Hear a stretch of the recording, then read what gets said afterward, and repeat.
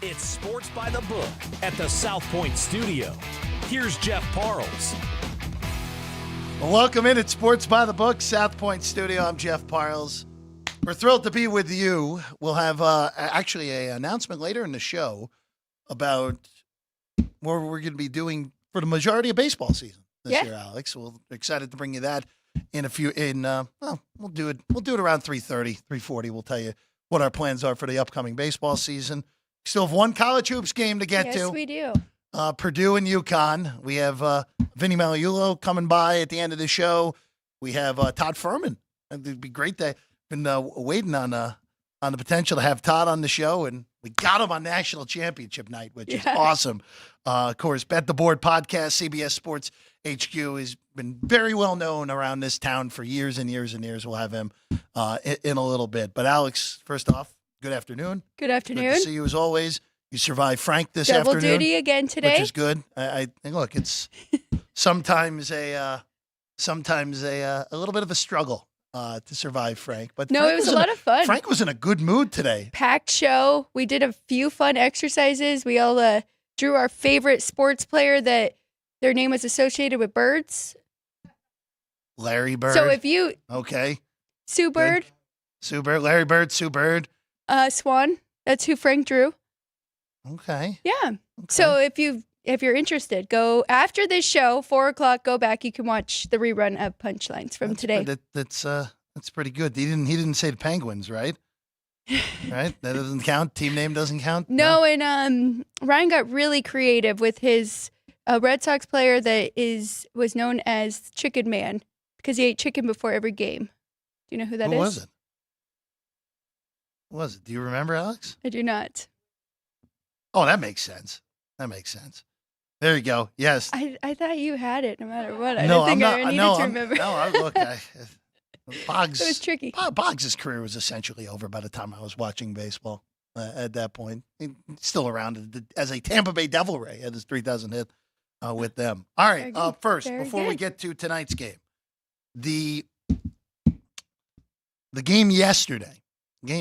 South Carolina completes the undefeated season. They get it done.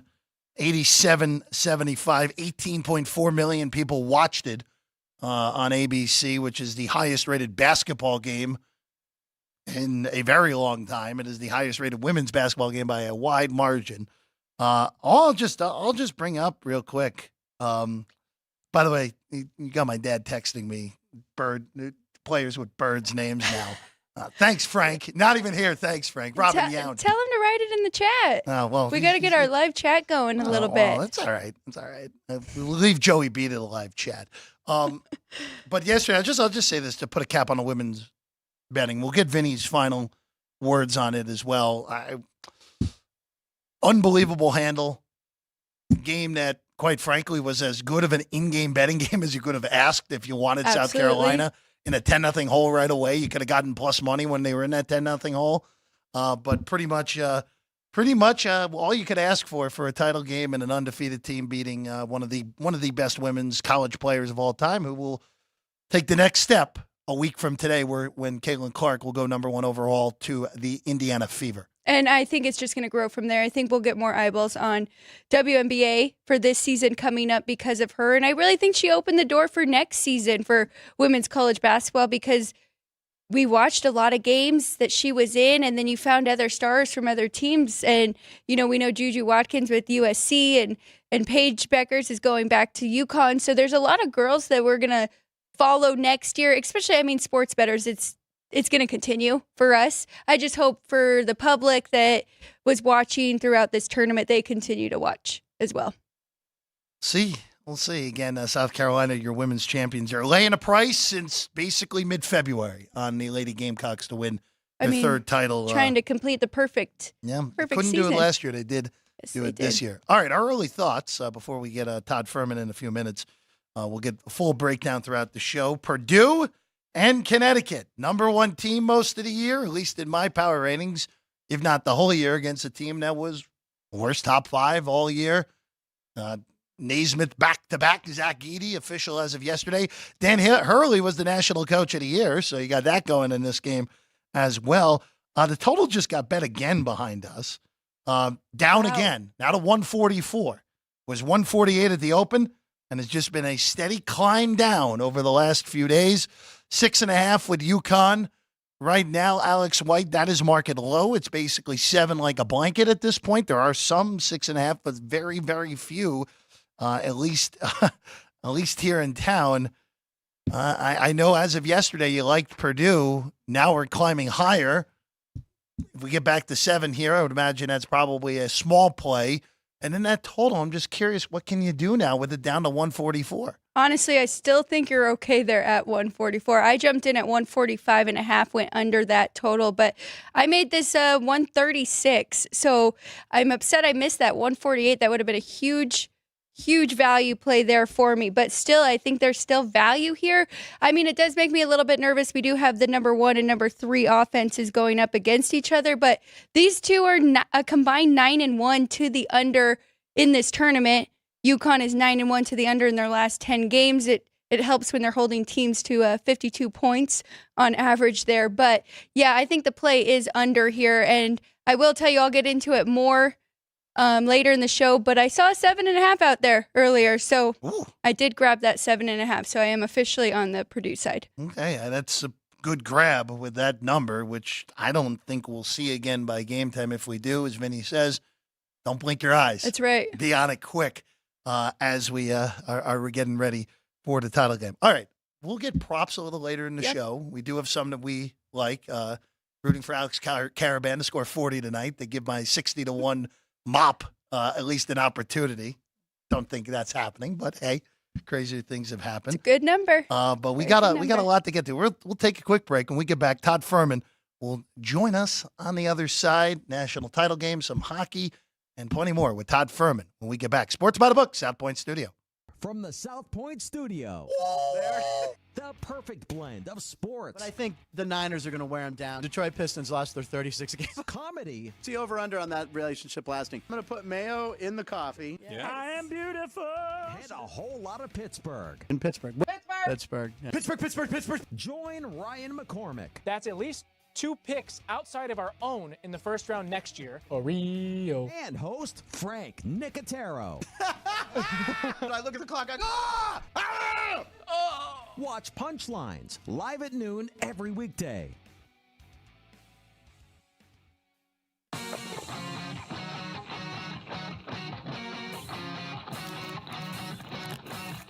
Once you've satisfied your hunger, get ready for more of the hottest casino games in Vegas. Our 24-hour, 30-table non-smoking poker room proudly hosts all the most popular poker games with a variety of betting limits. Visit the poker room for a schedule of daily tournaments. Whether you're going to hold 'em or fold 'em, the best place for poker is at South Point Casino. You'll notice that our craps tables are usually the loudest in the casino. If you've never played, join one of our free craps lessons to find out what makes this game so exciting. Check with the craps dealer for schedules and give it a roll.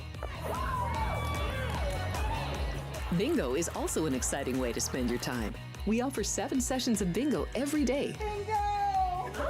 And each session includes a cash ball jackpot, 12 bingo games, a progressive double action game, and a $10,000 bonus coverall. Electronic units are available. If you haven't played bingo with us, give it a try today. Guests can also get in on the action at our one-of-a-kind race and sports books. 2 separate rooms designed to maximize your experience and comfort. Our sports book, with over 400 seats, puts you right in the middle of the action, 24 hours a day.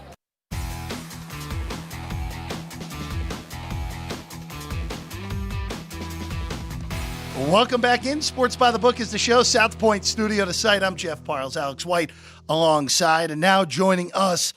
Of course, you can hear him on the Bet the Board podcast. You can hear him as well on CBS Sports HQ. Our guy, Todd Fuhrman, with us right now. Todd, thanks for taking the time to join us here today. Hey, thank you guys for having me. A busy sports night, not if you're an NBA fan, of course, but last I checked, they're playing a pretty big basketball game about 4.5 hours south from us here in the desert. Yeah, it's a pretty big one that at least us on the West Coast doesn't start too late for us, thankfully, with that 6:20 start time here in Vegas. So let's get to it. Again, we're up to 6.5 here behind us. There's some 7 in the market.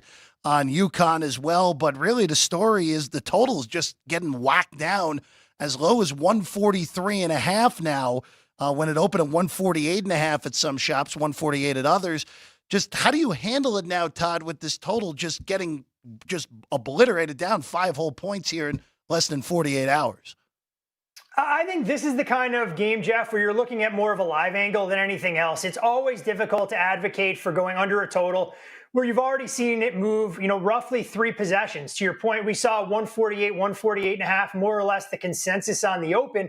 And that number hung around for about 15 minutes. You had an opportunity to grab 146.5 or thereabouts deep into the night on Saturday. And we've largely seen one-way traffic. And I can't really argue with the angle being applied here. When you look at these two teams, we're going to see a pair of 7-footers in a national championship game for only the second time in college basketball history.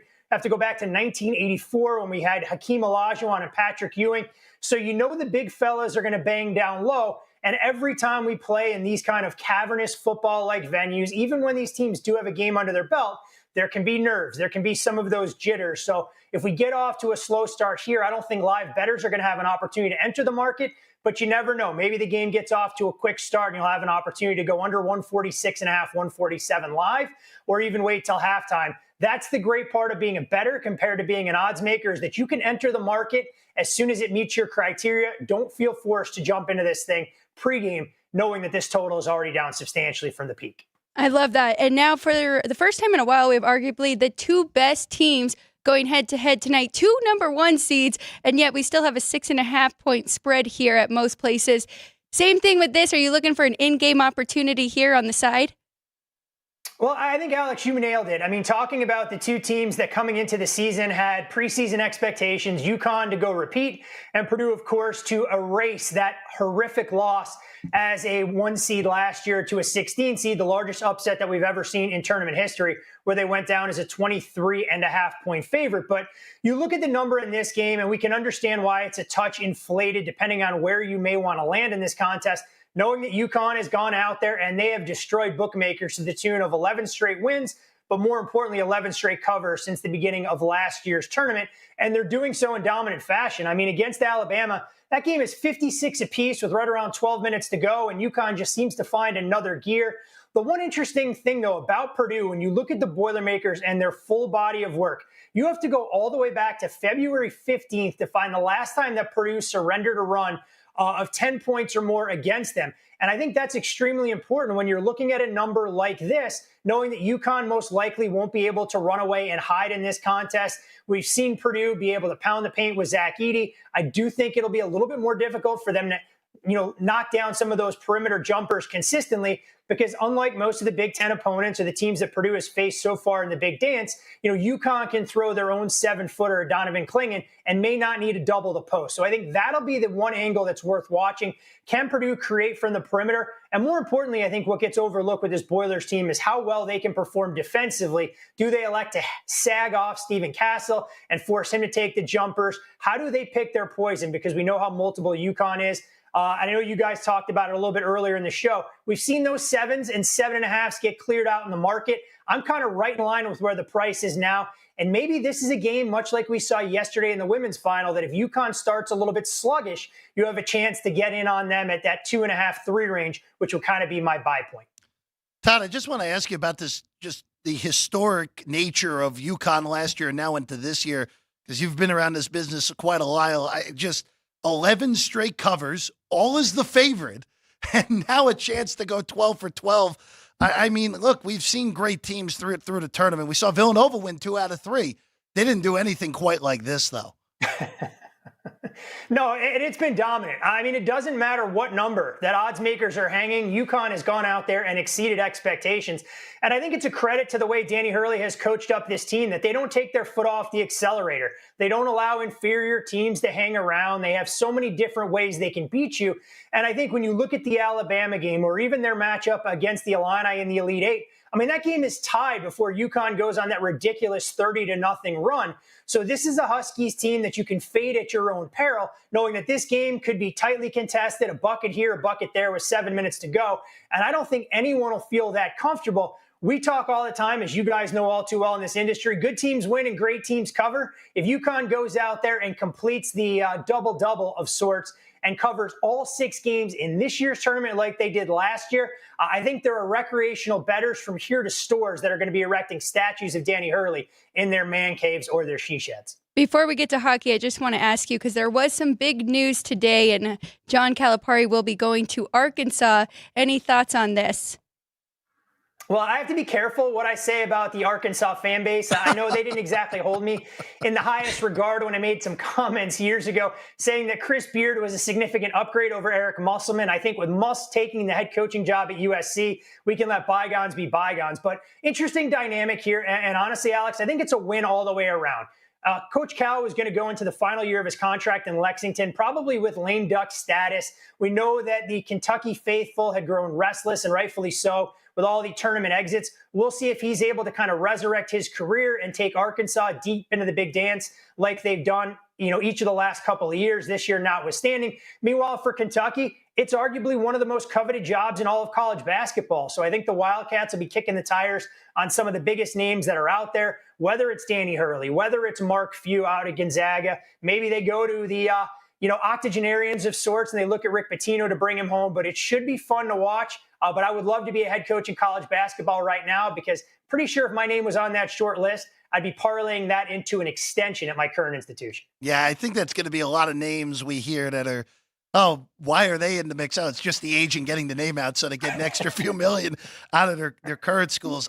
Credit to Alabama at least getting out in front of this with giving Oates his extension and now his massive buyout of almost $20 million, which, Kentucky doesn't have to pay the 33 to Cal, so who knows? That seems to be the name, at least, that makes the most sense on my end.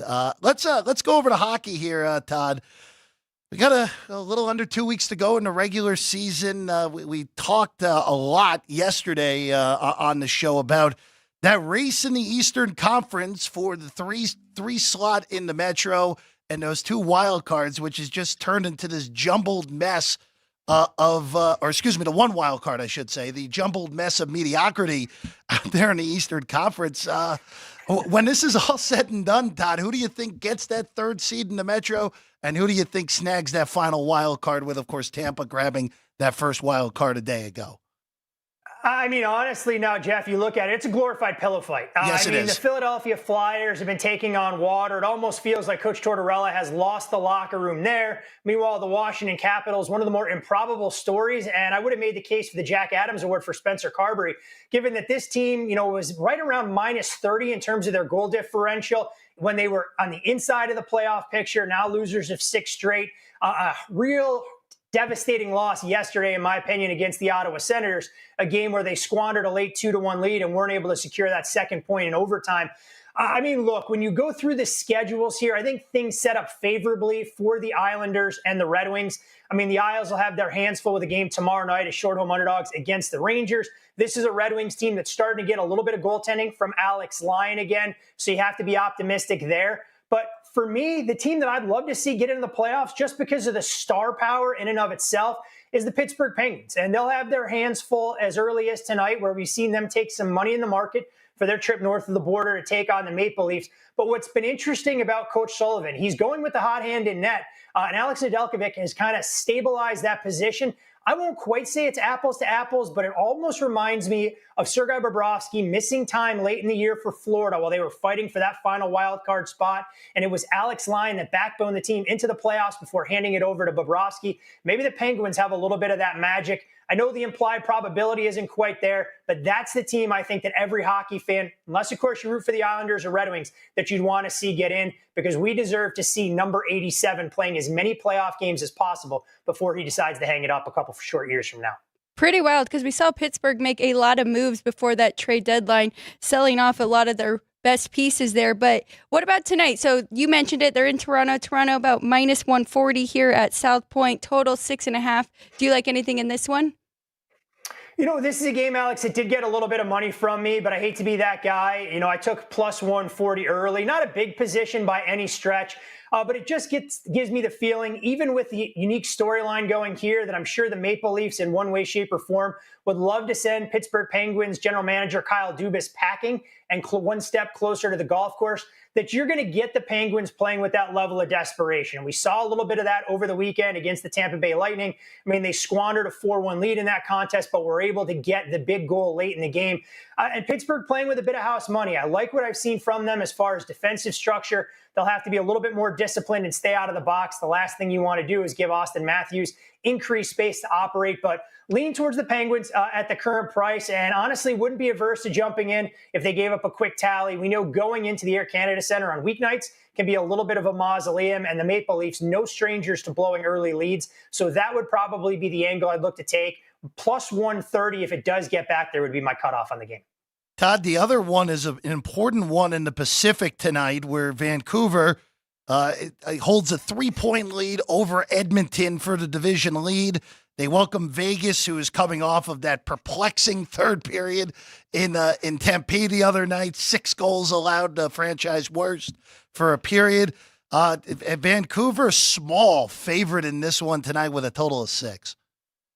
Yeah, you mentioned that game on Friday night. I actually left the house to take the dog for a walk. It was 4-1, came back and went, wait a second, what just happened here when you see that 4-4 scoreline? And while I know a lot of people want to point their finger at Logan Thompson, it was a complete implosion from everybody wearing that Golden Knights White Road sweater there. So I have to imagine this is a team that's going to be a little bit more entrenched. We know Logan Thompson left practice yesterday. Bruce Cassidy downplayed that. I expect him to be in net tonight, but would it shock me at all if we get a Yuri Patera start? Probably not. Tomas Hertl going to make his Golden Knights debut on that second line, and we can only hope that he regains some of that form that made him such a dynamic thorn in the Knights' side as a member of the San Jose Sharks. But you mentioned it. Vancouver's a team that hasn't beaten another playoff opponent in over a month now. Interesting decision from Rick Tocchet, giving Casey DeSmith the night off as he's taken on a little bit of water, and you wonder if fatigue has played a role, since I don't think anybody anticipated him taking on this kind of workload with the injury to Thatcher Demko. So Artis Silvas will get the nod in net, and I actually think that's a slight upgrade given what we saw from him. Vancouver will be a little bit more focused on the defensive side, given the 3 early goals they gave up against the Knights, last Tuesday out here in Vegas. And for me, if this total continues to take some over money, 6 even is where I'd be willing to go under the total. I think you're going to see these teams commit on the defensive end because of what you mentioned. The Knights' implosion against the Coyotes, and Vancouver has really been leaking chances against. But wild to think about Vancouver potentially squandering away what at one point was a 17-point lead over the Edmonton Oilers in the Pacific. And if you shop around the market now, Vancouver, a very skinny minus $1.65 favorite to end up winning that division. Only those 2 tonight, but then we've got a full card tomorrow, about 13 games. Have you looked ahead? Is there anything that you're looking at for tomorrow in hockey? Yeah, the NHL schedule makers, Alex, don't like to balance things out. It's one thing folks will notice if they follow the NHL throughout the season. You get 1 or 2 games on a Monday, you get 3 games on a Wednesday, and Tuesday, Thursday, it feels like every team in the league is out there playing. Did go through the board a little bit, took 2 small positions early on.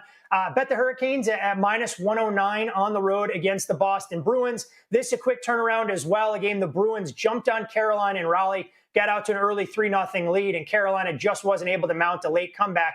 Carolina going to finish most likely in that second spot, barring a collapse from the Rangers. But I think it's important for them to get off to a fast start here. When I look at this Bruins team, not generating chances at the same clip they're scoring goals.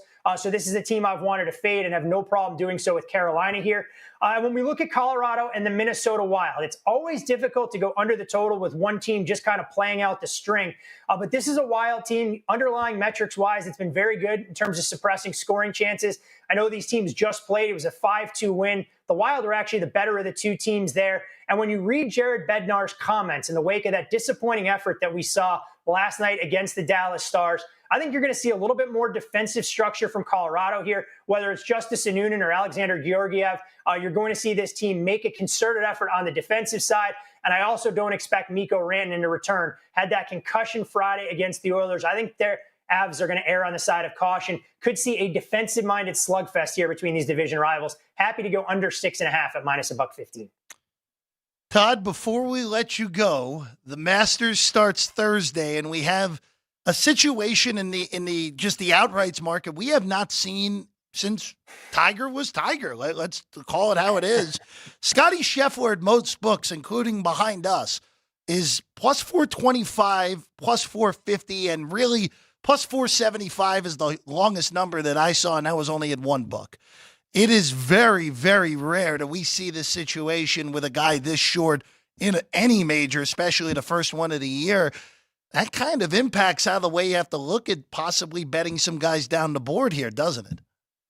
100%. I mean, Scotty eats up so much of that win equity out there, Jeff, that you're going to find good prices on good golfers that are more than capable of putting together an impressive string of 72 holes. The one thing about the Master that's always an interesting handicap is that you can actually work off historical data more so than any of the majors, where we know those are on a rotating basis. You don't get a lot of course history and familiarity for those players. So when you see a guy like Brooks Koepka that we know raises his game at 19-1, out of sight, out of mind for a lot of these live golfers. I mean, I know the form hasn't been great for Cam Smith. He's further down the board in the high 20s, low 30s.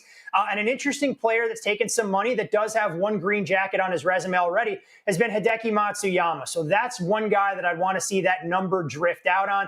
Always interesting with the golf outright market. We know there are 80-plus players. You can probably eliminate 30 or 40 of them right off the bat. So it should be fascinating to see if Scotty can live up to some of that Tiger-type hype. But it is a scary proposition for everybody else in the PGA and this Masters field, knowing that if Scotty putts, his ball striking ability is second to none right now in terms of his golfing compatriots. He's when he is on, he is the best in the world, no doubt about that. Just a shot off the pace last time we saw him on almost with the big comeback at the Houston Open. He's Todd Fuhrman. You can get him on the tweets at his name, at Todd Fuhrman. You can find his work, bettheboardpodcast.com, and also the podcast as well, CBS Sports HQ. Todd, always a pleasure. Thanks for hanging out with us today. Hey, appreciate you guys having me. Good luck with all your investments tonight on the College Basketball National Championship. I know, as Alex alluded to, NHL playoffs will be here before we know it, and of course the Masters. The most exciting golf tournament to try and wager on, and I'm sure all three of us will have a lot more outrights in our portfolio than we'd be willing to disclose publicly by the time they tee off Thursday morning. That's usually the case for the Masters, for sure. So 100%. Todd, thank you very much for being with us here today. All right, we'll take a quick break, and we get back. We'll go back to the national championship game, our thoughts, some props, and a lot more when we get back. Sports by the Book, South Point Studio. South Point offers all the types of entertainment you'd expect at a first-class Las Vegas resort. Did you know our 400-seat showroom is one of Las Vegas's top destinations for live entertainment?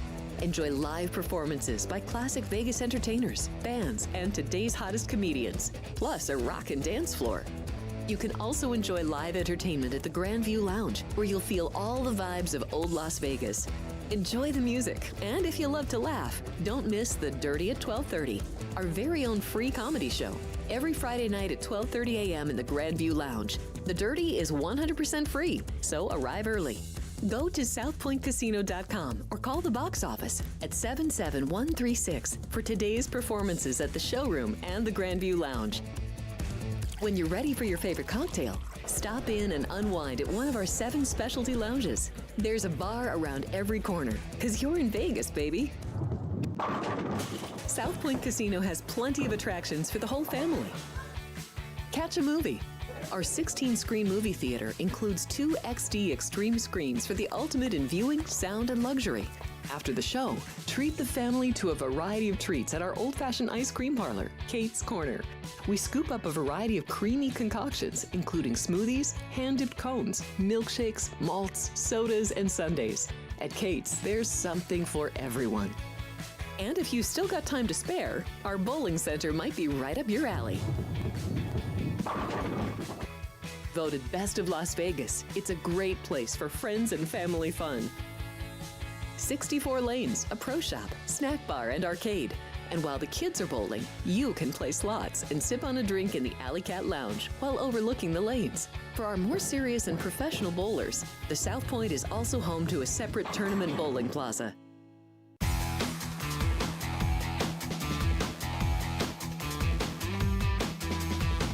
Welcome back in Sports by the Book, South Point Studio. I'm Jeff Parles, Alex White alongside.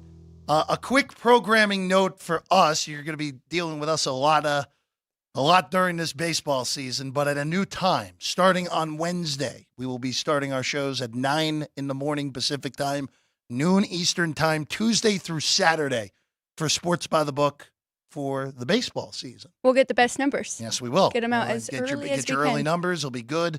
We'll have a lot of good baseball guests through the year. Our first show on Wednesday, of course, the Masters will be a day later, so we'll hear from old friend Brady Cannon, who used to be on this desk with the previous tenant of this studio. So we're happy to have Brady. We'll have Danny Burke in his usual Wednesday, but that's coming on Wednesday. So we're no Sports by the Book tomorrow. If you're looking for South Point Studio content, Frank Nicotero's the Lone Wolf tomorrow at noon. No. We've got a Masters And we have special. a Masters preview at 3 o'clock. Thank you for saying that. Totally forgot about that. I'm wrong. Once again, shocking. 3 o'clock tomorrow, Barry Phillips will be here for the Masters preview. Thank you, Alex. See, I'm already making mistakes with the time slot coming up. But our slot starts Wednesday at 9, and then starting next week, Tuesday through Saturday, 9 to 10. One differential in there, but I don't want to throw more times out there. But 9 through 10 every for Tuesday through Saturday moving forward. So Todd makes a great point because I know each of us already have 3 tickets. I have three futures already. And now we have a special tomorrow, and then we have Brady on Thursday. Or Wednesday for Brady. On Wednesday. So Yep. I imagine we'll have a few more. I actually think I'm going to be okay. There's only one other person I'm looking at that I haven't already bet. So we'll see how it plays out. Okay, very good. But what I've noticed in the Masters through the past is I'm very good at having a nice portfolio and not having the winner. I'm very good at that for the Masters. So parse it down. 3's enough. They're all 40 to 1 or longer. So hopefully one of them hits. I'll have a nice weekend if that's the case. If one of those gets Very in much. on Sunday at Augusta. All right, back to tonight's game. Alex White. Let's talk some props. You good with Okay, that? yeah. You want to talk some props? We actually had a pretty reasonable prop day on Saturday. You didn't even realize you won your Mason Gillis prop, but you got there. We looked at Nick Pringle under 8.5 points. He had a hearty 2, so that was a rocking chair one in the end. But look, it is the national title game. I will say this, Alex. Looking through numbers, I haven't placed anything, and I don't think I'm going to on the props. The only thing I would look at here would be if you want to go a little bit contrarian here, you can go Edie under. Now, granted, the under is juiced, and it's lower than it's been, 24.5, and it's juiced in the under at shops that have the props. But I would look to that because, again, this is going to be the first time all year. I hope you mean in points. Points, yeah. Okay, good. Yeah. Well, fouls you can go under too. He won't get called for any, but no one has that market. But yeah, points under 24.5 because this is a matchup he has not seen where he is facing a 7-footer. Which, by the way, what Todd said, I saw that over the weekend. I didn't realize Hakeem was actually 7 feet tall. I thought he was 6'10", but was listed at 7 feet, and that's pretty good. 2 Hall of Famers with Ewing and Olajuwon in that final Georgetown's lone title in that Ewing era. But I would look to the under because of the defense of Klingon, who, as long as the refs don't saddle with 2 nonsense fouls early in the game, I think Edie's going to have some problems tonight scoring the basketball. Defensively, he may be okay. Rebounding will probably be normal. But scoring the ball, I don't know if this is going to be a dominant offensive effort from Edie like we've seen through this tournament. It does make sense. It is a very tough matchup for him. I did go over in his rebounds, so over 12.5, and I just think he has the advantage there, size, and he's been doing it all season long. I mean, Klingon's the next highest rebounds, and it's 8.5. Like, Edie is going to dominate underneath compared to everybody there. But it's funny you say that about going under in his points and contrarian, and I was looking at that with Klingon because you are paying a premium if you like his over. So I would be careful on those. He's the only one that they are a point or a point and a half above his medians there. So where his rebounds is 8.5, his median is 7, his points is 14.5, his median is 13. And it's because he's been dominating this whole tournament. But he has a very tough matchup as well. Another thing that to look at is he doesn't play the full game like Edie. So there is going to be a time when Edie has a little bit of, I don't want to say a breather, but a little bit of a breather there for those two. So I do like Edie over in the rebounds. And then a guy that I picked that we were also on, Margaret was on over his rebounds, and that was Cam Spencer. I like Cam Spencer over points tonight, over 13.5. I think he's going to have a great game, and he's an athlete. He doesn't give up. He'll be in there till the end. He'll be taking a lot of shots. So I like his over in points. I'm looking for an alternate point prop out here for Stefan Castle. There you go. That's another one that I brought up on Frank's show. It looks like we're not getting the best of the number. It looks like MGM is the best number out there here in Nevada at 2-1 to get to 15. That would be the guy I would look at. That's pretty good. His regular one is 10.5, about minus Yes. 135 to the over. That's probably still fine. Don't love laying that type of juice, but the player prop market at some shops is really, really messy. But I would look at that. Also, too, I did bring this up on. you have the sheet in front of you. With I do with our margin of victory prop here. Right now, looking for here at the South Point. Klingen's 13.5, Edie 24.5 at minus 120, which is the best number I have seen by a wide margin on that under. If you want to take that under here behind us, Caravan at 12.5, not bad. I need an over to have any shot at a 60-1 on Caravan to beat a mob. UConn to win by 26 or more points, Alex White. Actually, you could take Purdue to win by 26 or more points if you wanted 30-1. You want that? Nope. Yeah, I don't think so. I'll take the Purdue to win between 1 and 5. That's 5-1. 5-1. It's not that exciting. Exciting, but not that exciting on that. I'm sticking with what I've said all year. By the way, up to 7 behind us Okay. as well for good. I just, More Huskies money. they're just the best team. And in retrospect, the error of errors was not taking that 15-1 that was sitting out there on January the 8th. There's a 15-1 out there on January 8th. What a miss. What a miss. When I was looking for my third future bet in December, you told me Connecticut. Go take Connecticut. Oh, yeah, I don't like taking chalk. I really don't like taking chalk when it's probably going to be the one that ends up winning when it's all said and done. Yeah, and if it's still double digit, Yeah, right? it's double digits is awesome, especially for a team that all year was at worst the second or third best team at worst at times. I mean, even when they were ranked there, we didn't think that was correct. No, I thought they were the best team all year long. The only time I ever doubted that was when it looked like Klingen might have had a significant injury against Seton Hall and then was fine 10 days later. So there's no reason to even worry about that at that point. Again, this is, I'll ask you this, Alex. First to 15, everyone's favorite, open plus 135 behind us on the Purdue Boilermakers. I hit with Iowa yesterday, and I think I'm just going to. You're done. I'm going to end That's the it? college basketball That's season it? there That's with it on the first to 15. 15s? Yes. Will be a loud cheer behind us when that gets going. You know that. I don't know if that's really Purdue. I don't know if that's their thing. Well, you're getting the second best team in the country, a plus 135 at a first to 15. You don't see that very often. That's true. Just again, showing the strength of the Huskies on that. The one other one that I will bring up here that Chris and company have behind us is Purdue's total threes made, which is 7.5. If Purdue's going to win this game, it's going to have to go over that. So that's all I'll say. If you like Purdue to cover this, you probably take a small piece of over 7.5. Not a big one, but a small one, especially if you're laying a little less juice. It's actually a slight underdog at minus 105 Okay. on the over. I think that's a reasonable handicap if you like Purdue. Well, yours is very calculated in the sense that you think they are going to shut down Zach Edey and depend on the guards, which I do think it'll come down to the guards more than Klingen versus Edey. That is a big storyline here, but I do think Edey will get his points as well. So, and maybe they don't have to depend on threes, but we will see.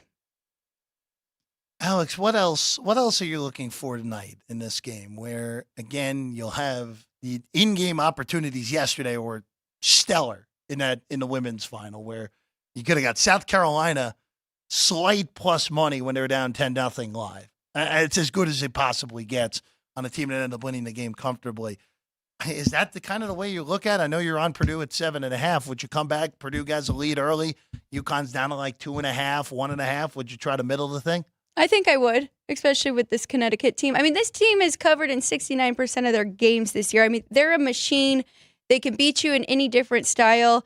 I know they are the best team. I know Purdue is very close. And I kind of had to take my blinders off for this team a while ago and prep myself that there is a good chance that they will be in the championship game because of what Matt Painter has done and this team that he has built around Edie. And so I do think they have a shot. I mean, it's going to take a lot, though, because the main thing they have to do is really take UConn off rhythm offensively. And that is a really tough thing to do with how well this team operates. But in that game against Creighton, I mean, they had very few assists in that. And if you look at how they usually operate, they had 20 total assists in that game against Alabama compared to Bama's 9. And they had out-rebounded them 37-29. So in that Creighton game, if I can find it up here, it was a much different number. I think they had 5 or 6 assists in that. So that's going to be the whole. Well, that Creighton loss was, in retrospect, a weirdo result.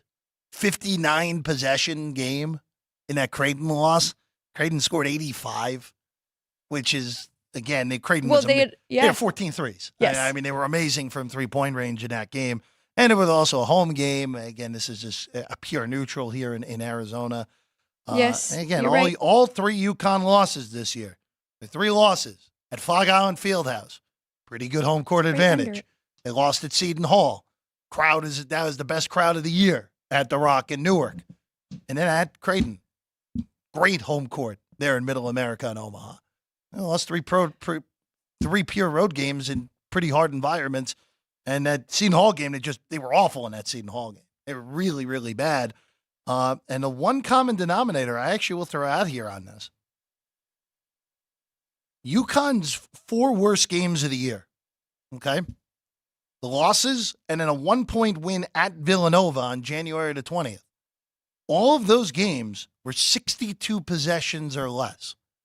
You and I both know that's not how Purdue really wants to play. Now, yes, I know their pace is 67 possessions a game, which is middling. Mm-hmm.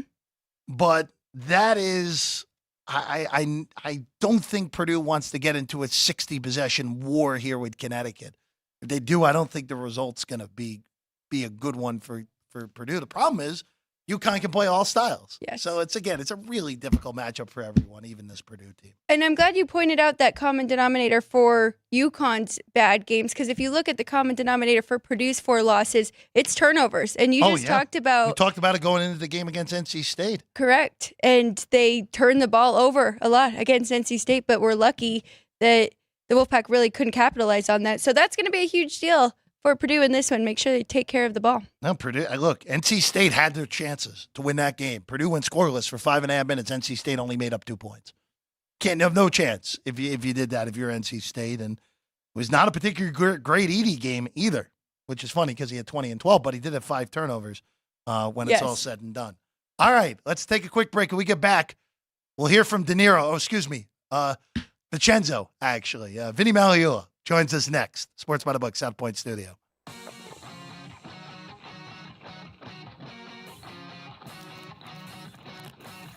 Once you've satisfied your hunger, get ready for more of the hottest casino games in Vegas. Our 24-hour, 30-table non-smoking poker room proudly hosts all the most popular poker games with a variety of betting limits. Visit the poker room for a schedule of daily tournaments. Whether you're going to hold 'em or fold 'em, the best place for poker is at South Point Casino. You'll notice that our craps tables are usually the loudest in the casino. If you've never played, join one of our free craps lessons to find out what makes this game so exciting. Check with the craps dealer for schedules and give it a roll. Bingo is also an exciting way to spend your time. We offer 7 sessions of bingo every day. Bingo! And each session includes a cash ball jackpot, 12 bingo games, a progressive double action game, and a $10,000 bonus coverall. Electronic units are available. If you haven't played bingo with us, give it a try today. Guests can also get in on the action at our one-of-a-kind race and sports books. 2 separate rooms designed to maximize your experience and comfort. Our sports book, with over 400 seats, puts you right in the middle of the action, 24 hours a day. The friendly ticket writers are happy to help, and it's conveniently located next to the famous Del Mar Deli, where you'll find supersized portions of delicious deli items like roast beef, pastrami, and Reuben sandwiches, or soups, salads, and pizza, plus spectacular desserts fit for a king. And right next door is the race book, over 150 seats, each with its own TV screen. There are 16 interactive player terminals, so you can bet right from your seat.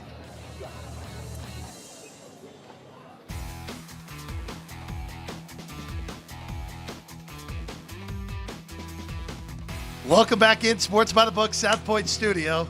See, it's a special day. I wore the blazer today because I knew Vinny was going to wear his, as always, on a championship day. Alex has hers on, so it's got to be 3 for 3 on it. Very sharp. Dapper. Looking Look through. Look at the vernacular. Right? Look at that. Yes, very good. Jerry? Vinny. Look at that. Like Jerry's impressed. That's right. Drew Dog is smiling and has got everything under control. I can't see Drew Dog. That's I the see nature him. of the- I got an Hey, angle hey, on Drew. him. There he is. That's right. Is my mic on, Drew? Is it? Okay, thank you. There's the crew there, Drew Dog and Jerry going near to far on your screen. Vinny, first off, hello. Thank you, as always, for being with us. Good to be with you both. Yeah. Before we get to tonight's game, I have to ask you, because, of course, we talked about it the whole weekend. Yeah. Iowa, South Carolina. South Carolina wins. They cover. Game goes over. Mm-hmm. How'd the handle end up?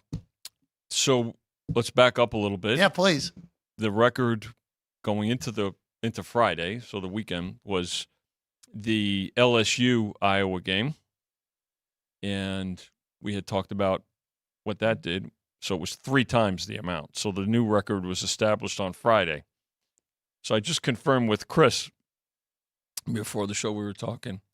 What did yesterday's South Carolina Iowa game do? To quote Chrissy, smashed it. Yeah, not surprising. So there's the benchmark for future events. How did you guys do on the game? Actually, you know what? Okay, because mixed bag. No, not really. I mean, there was a lot of support for Iowa in that game. Did it end up being people just blindly taking a price on the money line too? Yeah, there was a lot of money line. And not surprisingly though, too, right? I mean, there's money line on tonight's dog too. I mean, it's when you get to a title game, it's not unusual for the underdog to draw money on the plus price. So, but you know what? Congrats to the ladies on a great season, great postseason, and hopefully it's a sign of things to come. Because when you think about it, and Alex, you look at this and you follow it very closely.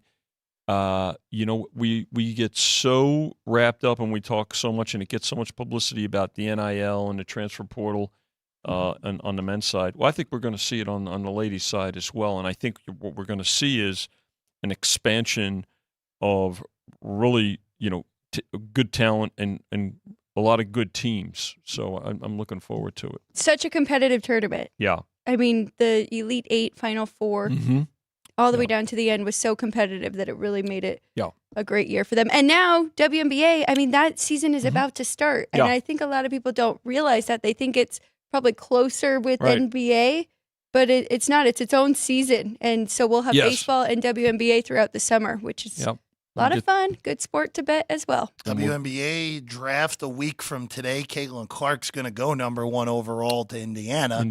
And the 2 Indiana Fever games out here in Vegas against the Aces, one of them got moved to T-Mobile. Didn't matter. Already sold out both of those games. Yeah. So we're going to see Caitlin Clark. We're going to see a lot of good, a lot of talented players. And Indiana's an up-and-coming team. Keep an eye on back-to-back number 1 overall picks. I will tell you, this is Boston. They have two picks. I think they've got number somewhere. I'll double check that. Double check it. I know that I'm pretty sure they have 2. Well, between the first couple of rounds, they'll have quite a few picks to amplify what they've already done draft wise in the last couple of seasons. So, yeah. How's the handle been for tonight's big game? Very good. And for the men's overall this tournament? tournament? Again, we're always kind of, even though we're in look-ahead mode, getting things ready. Of course, we've got the Masters this weekend, too, which is, once we get through today, that'll really become front and center. You also look back, and you always want to compare, right, how this year relates to the previous year. And so things definitely on a good pace. And, we had a great tournament last year, a good tournament this year. So business has been good. And you both are walking around the property. You see how busy it is, too. Yes. And again, this is also one of the great things about South Point is that the locals really enjoy coming here. Folks, we're right on the border. Las Vegas Boulevard divides up here. This, I should say, down here, the south part of the strip is, Henderson on one side and Las Vegas on the other. So it's we got good visitors and locals supporting. And of course, the Knights play tonight too. So we'll have the Golden Knight UConn parlays. Oh, already coming through in a big way. Give me the Yankees. Give me the Knights. Maybe the Braves. Yankees are already up. At least for you, the Yankees have already started. On the screen, yeah. So. In a nothing. Don't worry, they knew what time the Yankees game started. Trust me. Vinny, are you a big Eclipse guy today? No, I'm watching games. I'm watching. I watch the replay. Me either, Vinny. Apparently, Jeff was not impressed by my knowledge I get this of question a lot. All right, so Vinny, what was the big show on a few years ago? Game of Thrones. Okay. Right. Not where I expected this to go, but I'm all ears. Well, here's the thing. It's real simple. There's no halftime. What's Vinny going to watch? What am I watching that for? What do you got, a halftime on the Dragon? There's a dragon in that movie, right? In that show? There were three of them. Three of them. There you go. All right. Yeah. So I didn't even watch a show, and I know that. So anyway, there you go. No, I did not watch the Eclipse. You could have made odds on who was going to be the one to kill the Night King. On who? Exactly. Yeah, exactly. Jerry, I got the character right? The Night King? Jerry is locked into his technical duties. I thought you knew Game of Thrones. Do you know? No? See? Where's Nicotero when you actually need him for once? Jerry was with me. We were watching games. Hey, at least who knows who Jon Snow is. Again, I barely watched. No, I mean, listen, there's some good shows. It's good show. But no, I did not, Alex, get to see the Eclipse today. I will watch the replay on the news. I will say, so I saw, I can't believe it's evolved into this, but here we go. In 2017, there was another full eclipse in the Midwest. Columbia, Missouri, was one of the places that had the 100% eclipse. Okay. Which was really cool to see once in your life. What time of year was that? That was, oh, goodness. I want to say that was in April.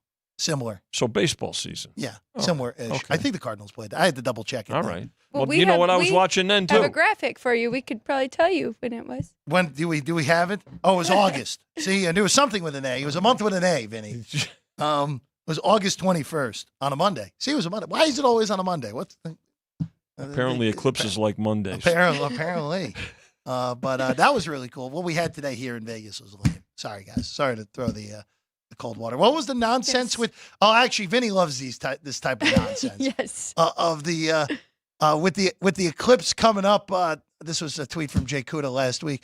With the eclipse coming up, here's every single MLB team's history of when they play games on the day of a total solar eclipse, which I did not even realize there were enough of them in order to have teams playing on the dates since baseball's been around, since there's only been a handful since the existence of baseball. Wait a minute. What is this? Yeah, see, I knew you'd love it. That's the team's win-loss record on the day of an eclipse? of total solar eclipses across North America. Well, God knows they had the exact same rosters, right? I'm sure. What you're telling me? Game. Hold on a second. You're telling me the Cubs roster in 1876 was not the same as today? I think it's a little different. I think they have a new trainer. I'm pretty sure.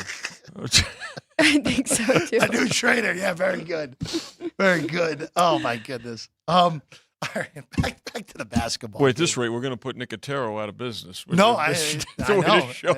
I just think exactly. Frank is going to do. Frank tomorrow's going to. He's going to do sports by the book. I asked Todd Fuhrman this question, Vinny, but I just want to ask you this too. UConn is 11-0 against the number of their last 11 tournament games now. Mm-hmm. They're favored in all 11 a game. They're obviously favored tonight. If they finish this off, back-to-back tournaments, back-to-back championships, 6-0 against the number when being favored in all 6 games in both tournaments. And by the way, in a few of those games, pretty significant favorites as well. Double digits more than a handful of times at this point. Where does this stack up? Just historically speaking, for you being behind, you've been around a while here with this. This is other than the Alcindor Walton era at UCLA. There's really not much like this in the history of college basketball. No, because when you think about it, it's a great question, and again, you have to you've got to let's look at it.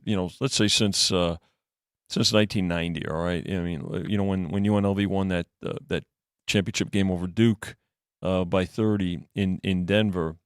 Which was a terrific run, but every team usually has a game where they're life and death, and so even with that 30-point win by the Rebels that year, I want to say that earlier in the tournament, how about Ball State? Ball State in the second, was that the second game? Sweet 16. Okay, yeah. So.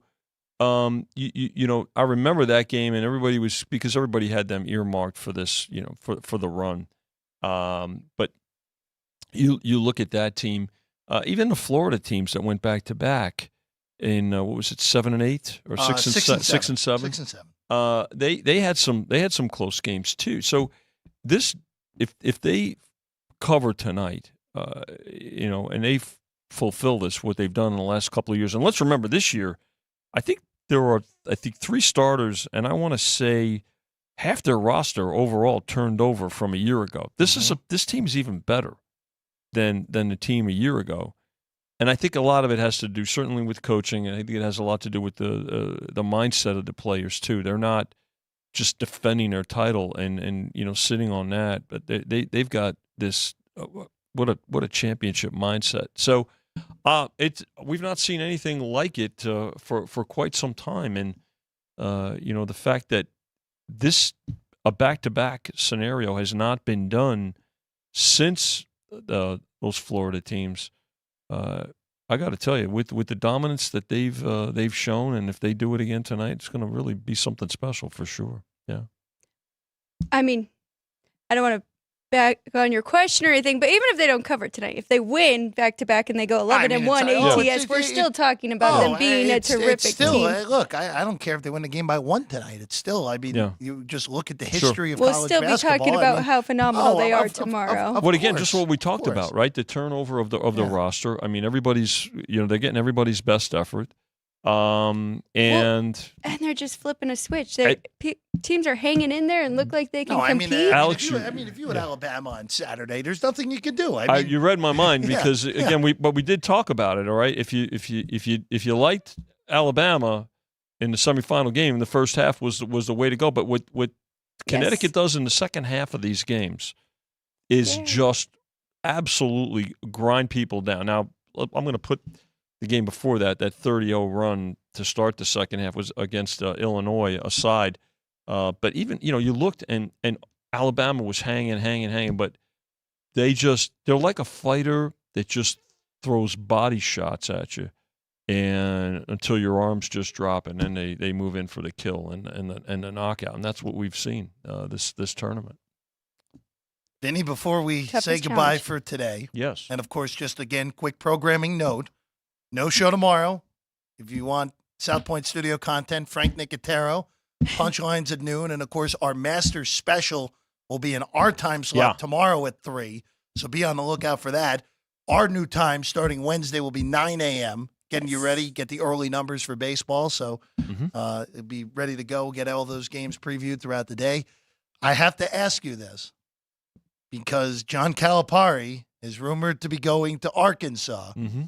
The big question is, Vinny, is Vinny Maiulo going to Kentucky? Well, they like Italian coaches. I would love for you to go to Lexington and make $8 million a year. But I will ask you this though, because in an age where we talk about players moving, right?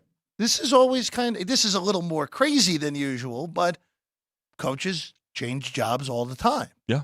But this is one of those interesting ones where, hey, when those numbers pop early on the for national championship next year. Obviously, we have to go through the portal and all that.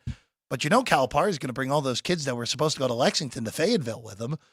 This is one of those moves where I don't know how good of a coach Cal is at this point of his career, but I know he can still recruit, and I know that team at Fayetteville is going to be a lot better than it looked like it was going to be. No question about it. I mean, do you tweak the futures to your question? Yeah, but I have to tell you, there's so many players in the transfer portal. There's already more players in the transfer portal this year than there was a year ago, and last year was even more than the previous year. So we know that. Do we know that Arkansas is going to be better? Yeah, I would say they're certainly going to be better. But so is the SEC. We have to see what Kentucky, who Kentucky brings in too, right? I mean, is it going to be somebody that's going to be elevated? Does Rick Pitino wind up going back there? Let's really take a stab at something that could come full circle. Does Shaka Smart get a phone call and go? So the way that John Calipari will probably take recruits. Whoever goes to, depending on who goes to, I should say, to Lexington, if it's a very high-profile name, will also do the same, and we'll see if how that plays out. But there's going to be so many, other teams. Don't forget the other aspect that this comes on at the same time of this conference realignment that we're going to see, right, where all the teams from the Pac-12 are going to move. Yep. And how that impacts it as well. So it's kind of in conjunction with a lot of things, but is it safe to say that Arkansas will be better next year? I think that's a given for sure. It'll be a coach's carousel from. And there'll be a ripple that's effect. The thing. To Again, Alex's point. I Good think point. Kentucky should go after Nate Oates, even with that buyout, make him say no, and then who knows after that. But if Oates were to go to Kentucky, then things could get real fun with who Alabama were to call. Yes. And this is all because SMU. Remember, this is all because SMU fired Rob Lanier for really no reason other than the fact that a high-end paying booster wanted someone, quote unquote, better to go into the ACC with. When Rob Lanier actually did quite a good job with SMU the last 2 years, too. Well, I think you're absolutely right. And keep an eye, said booster is probably going to have a lot to say with the football program as well. So I would say, hey, well, whatever. It's going to be hard to get the same fate as they did in the past, Finney, in football. I don't the think death penalty with I don't think that's possible with anymore. free agency. Yeah, now, I don't think really? that's possible anymore. No, it's now everything is above the. Yeah, it's on the table point. now. Yeah. So, all right, Vinny, thank you. Alex, good job as always. Thank Drew you. Dog, Jerry, Ann, thank you as always. Again, new time for us starting Wednesday, 9 in the morning, 9 to 10, Tuesday through Saturday, but tomorrow a little bit different. Since we're here today, we'll see at our time to Barry Phillips for the Masters preview tomorrow at 3. Check it out. It's going to be a good show. Be sure to preview it. Wednesday on the show, old friend alert, Vinny, Brady Cannon will join us on Wednesday morning. Good golf information in the next 2 days. Excellent. Good golf information. Again, Masters most wagered golf event of the year, and you can see by the again, as already. The thing that's interesting, and it's been a while since we've had a favorite short of Scotty Scheffler is going into this thing. So see how the betting market takes it over the next 72 hours. See how Scotty puts for this tournament. Yep. That'll be the key for him. Yes, it will. Vinny, thank you. Good to be with Alex, you both. good job. I'm Jeff Parles. We'll see you on Wednesday morning at 9, getting you ready for the day of sports here on Sports by the Book at South Point Studio.